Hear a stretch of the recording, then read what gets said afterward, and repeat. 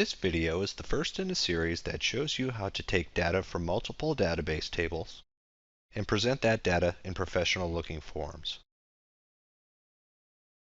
The instructions in this series assume that you have installed and configured the iForms Designer, Adobe Reader is installed on the same PC as the iForms Designer. If you don't have Adobe Reader, you can download it for free at adobe.com. That you have access to the tables that hold the data you need to lay out in the form, and that you have watched the video series Introduction to iForms. To design a database-driven form, it's best to start with some planning.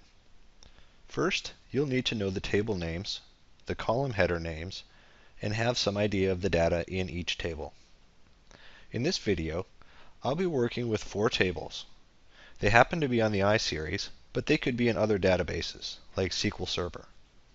And I have access to the column header names. Next, think about the layout of the form. If you have an existing paper-based version of the form you need to design, use that paper-based version as a model. But if you're creating a form from scratch, I recommend that you do a sketch.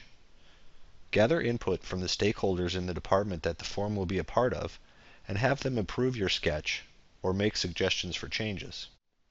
Getting others involved is important because you don't want to spend your time designing a form only to find out, after you've finished, that the general layout won't work within your company or a specific department. Better to measure twice and cut once. Here's the sketch I did and got approved for this video. As you can see from my example, the sketch can be very rough. But even though it's rough, I got a lot of information. I learned that in this invoice, I'll need a barcode in the upper right-hand corner, billing and shipping information with the invoice number, terms, and detail information.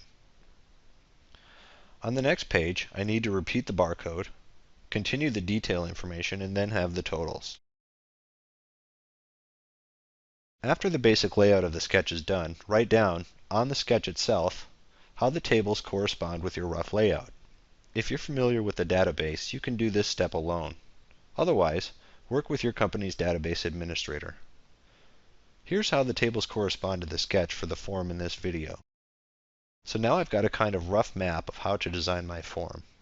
I'll keep this sketch nearby during design so I can refer back to it if I need to when writing SQL statements and creating subreports.